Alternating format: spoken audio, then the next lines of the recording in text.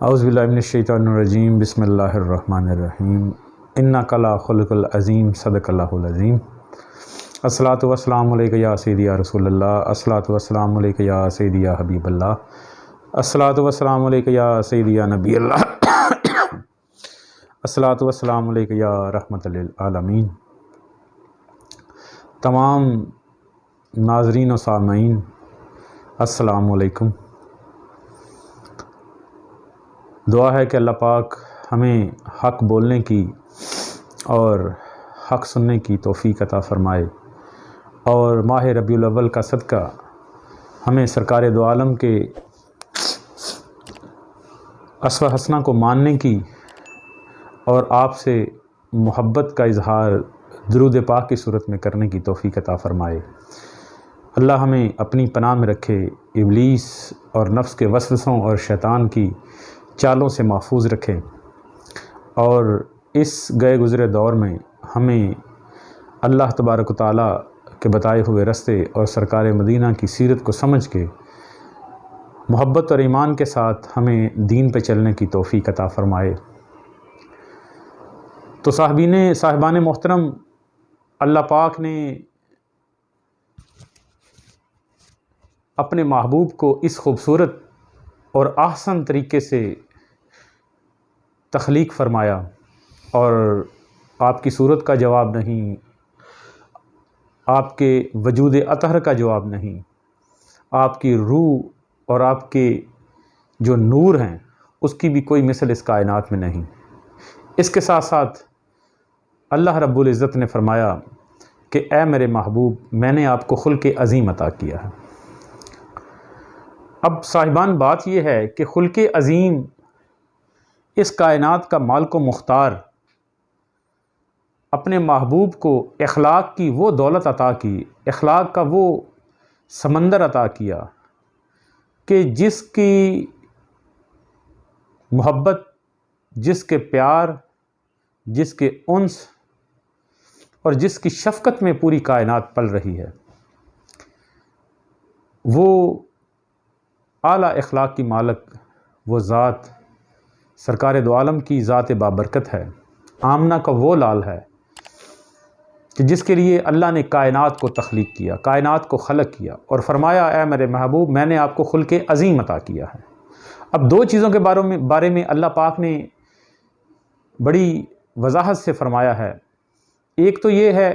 الدنیا متاع الا قلیل، دنیا بہت تھوڑا نفع ہے، یعنی اس پوری کائنات میں جو کچھ بھی ہے ہم سب کچھ بھی حاصل کر لیں، ہر چیز ہمیں مل جائے، لیکن یاد رکھیے گا صاحبان، ہر چیز ملنے کے بعد کبھی بھی نفس کی خواہش جو ہے وہ پوری نہیں ہوتی۔ ایک خواہش پوری ہوتی ہے اور اس کے اوپر ایک دوسری خواہش جنم لے لیتی ہے، وہ پوری ہوتی ہے، اس کے آگے تین اور لے لیتی ہیں۔ ساری زندگی انسان کی چلتے چلتے ہم اپنا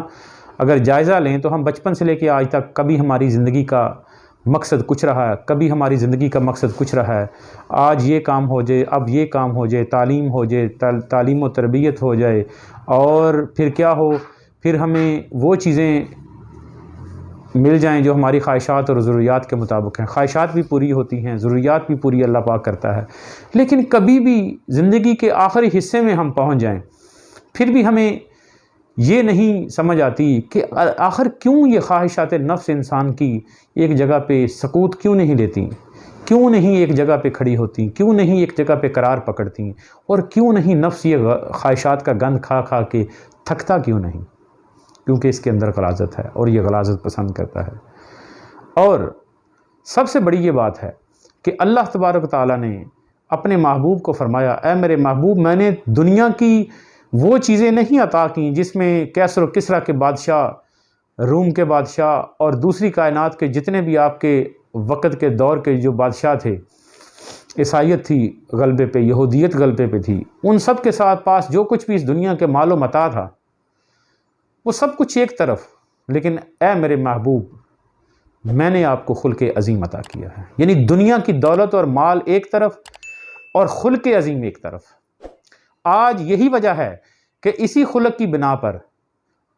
آج کائنات کے جتنے بھی پڑھے لکھے لوگ ہیں، اور یورپ میں جو وہ بک جس بک میں شخصیات کی اعلیٰ شخصیات کو اکٹھا کیا گیا ہے اس لسٹ کی ٹاپ پہ میرے محبوب کا نام ہے، میرے نبی کا نام ہے، اور وہ لسٹ ہم نے مسلمانوں نے نہیں بنائی، ان غیر مسلمانوں نے بنائی ہیں کہ اس کائنات میں جتنی اعلیٰ شخصیات گزری ہیں ان شخصیات کے بارے میں، ان کے ہر پہلو، ہر زندگی کے بارے میں یہ چیزیں بیان کی گئی ہیں۔ تو کسی نے اس رائٹر سے پوچھا کہ آپ نے یہ لسٹ بنائی ہے اور آپ خود غیر مسلم ہیں اور آپ نے اس اپنے مسلمانوں کے نبی کو لسٹ کی ٹاپ آف دا لسٹ رکھا ہے، اول نمبر پہ رکھا ہے، تو اس کی کیا بنیادی وجہ ہے؟ آپ تو ان کو مانتے نہیں، آپ تو مسلمان نہیں۔ تو انہوں نے ایک بڑی خوبصورت بات کی، انہوں نے کہا میں نے ان کے مسلمانوں کے نبی پہ بات نہیں کی، میں نے اس شخص کے بارے میں، اس ہستی کے بارے میں ان کو ٹاپ آف دا لسٹ رکھا ہے کہ جن کو زندگی کے کسی طرح سے بھی دیکھ لیں، معاملات میں دیکھ لیں، عبادات میں دیکھ لیں، تجارت میں دیکھ لیں، اپنے گھر میں دیکھ لیں، باہر میں دیکھ لیں، اصحاب کے ساتھ دیکھ لیں، ان کے دوستوں میں دیکھ لیں، وہ ہر لحاظ سے اتنی شخصیت پرفیکٹ اور مکمل ہے کہ میں نے نہیں دیکھا کہ زندگی کے کسی ہر شعبے میں، ہر پہلو میں، کہ ہر بندہ کبھی بھی مکمل ہو، ہر بندہ کسی ایک صفت میں وہ کامیاب ہوتا ہے۔ کوئی استاد ہے، کوئی سائنسدان ہے، سائنسدان اگر سب سے اعلیٰ سائنسدان بھی کائنات کا لگا لیں تو وہ ضروری نہیں کہ وہ سائنسدان تو ہوگا، وہ عبادات میں کمی ہو سکتی ہے، اس کی معاملات میں کمی پیشی ہو سکتی ہے، اس کے رزق کمانے کے معاملات میں کمی پیشی ہو سکتی ہے، کسی نہ کسی معاملے میں ضرور کمی پیشی ہوتی ہے، لیکن یہ جو اس میں محمد والا شخص ہے صلی اللہ علیہ وسلم، اس شخص کو میں نے ہر پہلو سے پرکھ کے دیکھا ہے، ہر طریقے سے پرکھ کے دیکھا ہے، جس طریقے سے بھی اس کو دیکھا ہے یہ با کمال نکلا ہے، یہ وہ ہستی ہے۔ جیسے ایسے معلوم نہیں ہوتا کہ یہ کسی انسان کا کام ہے، کیونکہ انسان میں اگر 10 خوبیاں ہوں تو ایک خامی ضرور ہوتی ہے، لیکن یہ وہ واحد شخص ہے کہ جس کے زندگی کے کسی پہلو میں بھی صاحبان دیکھیں، اس نے کہا کہ اس کو زندگی کے کسی پہلو میں بھی دیکھیں، کسی رنگ سے بھی دیکھیں، ازدواجی زندگی میں دیکھیں، معاملات میں دیکھیں، تجارت میں دیکھیں، اپنی اس مسلمانوں کو منظم کرنے کے طریقے میں دیکھیں، اس سختی اور اس قلت کے باوجود بھی، معاملات کی قلت کے باوجود بھی اس احسن طریقے سے اس شخص نے زندگی گزاری ہے، اس ہستی نے زندگی گزاری ہے کہ میں کون ہوتا ہوں نمبر 1 پہ لکھنے والا۔ اس شخص نے یہ بات فرمائی، اس نے بڑی خوبصورت بات کی، اس نے کہا میں نہیں ہوتا، میں مجبور ہوں اس کو اول نمبر پہ رکھنے کے، کیونکہ اس کا کوئی دوسرا نمبر ہے ہی نہیں۔ تو صاحبان اگر غیر مسلم اس چیز کو مانتے ہیں، جو مسلمان نہیں ہیں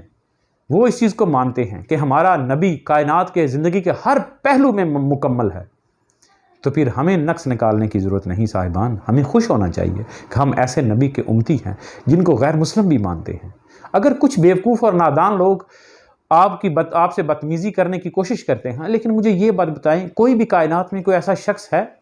جس کو صورت مصطفیٰ کا پتہ ہی نہیں، وہ اس کا خاکہ کیسے بنا سکتا ہے؟ وہ کیسے اس کی توہین کرتا سکتا ہے؟ توہین تو وہ کرے جس کی خود عزت ہو صاحبان، عزت تو اللہ اور اس کے رسول کی ہے، باقی اس کائنات میں کسی کی عزت نہیں ہے، اور جس کو اللہ اور اس کا رسول عزت بخشے پھر وہ صاحبان عزت ہوتے ہیں۔ اب دیکھیں بلال عظیم کو عزت بخشی تو دیکھیں وہ ایک غلام سے کیسا آقا ہوئے، ایسے غلام ہوئے کہ جن کی عظمت اور جن کی بڑائی جنت میں بیان کی جا رہی ہے، کہ بلال اگر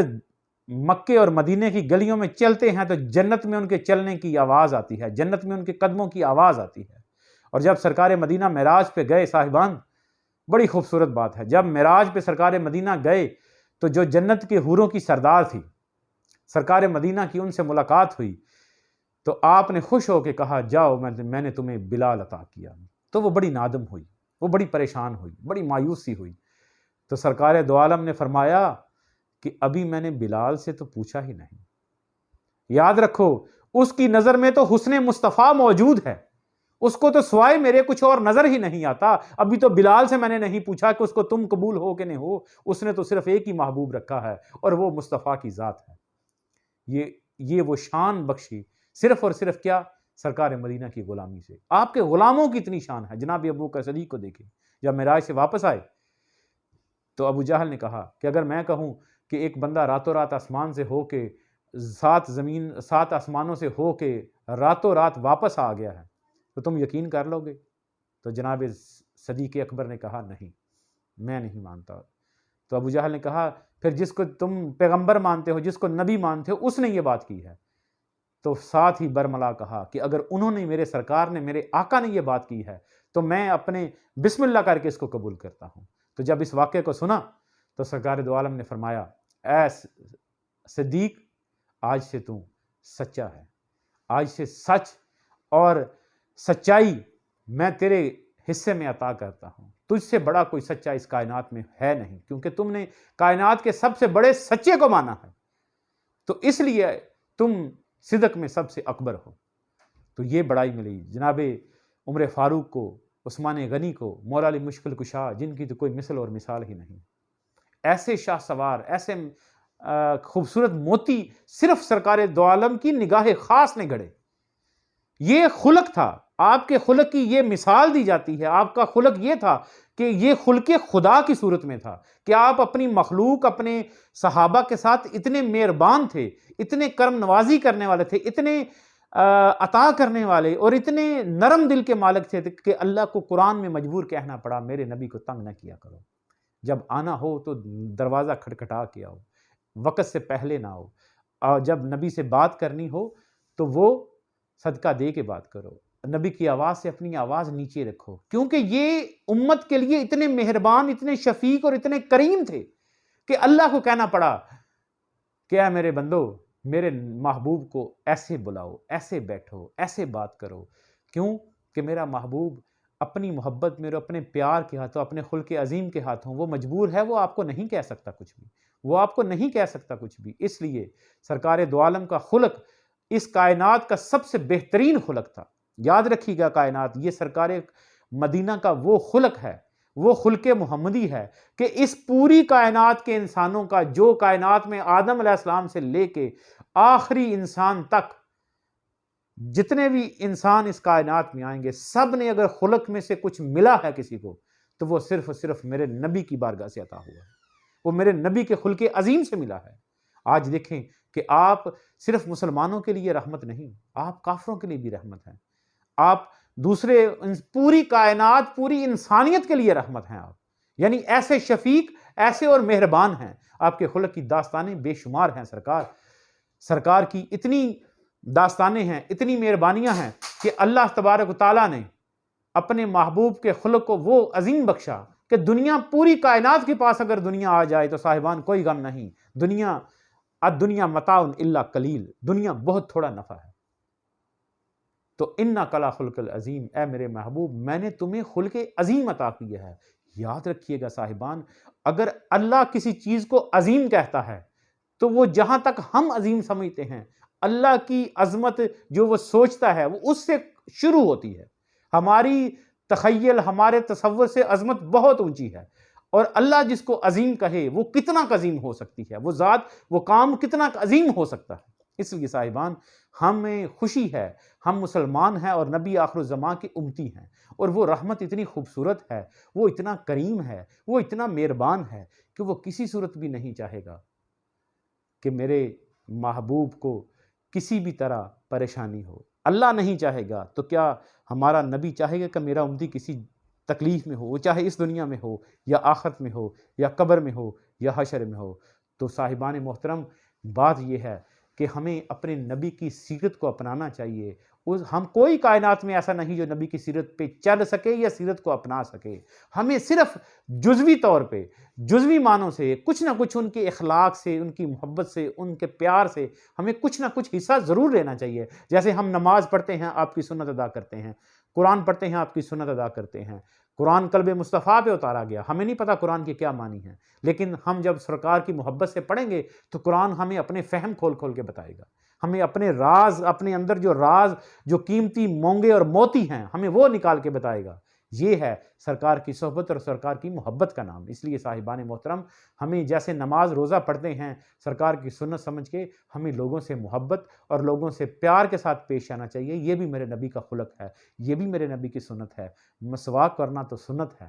اور صاحبان یاد رکھیے گا، سچ بولنا بھی سنت ہے، اور اخلاق حسنہ بھی نبی کی ہی سنت ہے۔ چاہے وہ مسجد کا امام ہو، چاہے وہ ممبر کا امام ہو، وہ نعت خواں ہو، وہ مولوی ہو، وہ پیر ہو، کوئی علامہ ہو، مفتی ہو، کوئی بھی ہو، سب کو چاہیے کہ نرمی سے، محبت سے، پیار سے لوگوں کے ساتھ پیش آئیں، کیونکہ ہم اس نبی کا کلمہ پڑھنے والے ہیں جنہوں نے 63 سال زندگی گزاری اور کسی ایک کے لیے بھی ظاہری زبان سے تکلیف اور ایذا کا ذریعہ نہیں بنے۔ تو اس لیے صاحبان محترم، ہمیں بھی خلق محمدی سے حصہ لینا چاہیے۔ اللہ پاک ہمیں سرکار دو عالم کے اخلاق عظیم کے صدقے ہمارے دلوں میں بھی، ہماری زندگیوں میں اخلاق حسنہ کی کچھ جزوی طور پہ ایک رمق نظر آنی چاہیے۔ اللہ پاک ہم پہ اپنی رحمت اور اپنا کرم فرمائے۔ وما علینا الا البلاغ المبین۔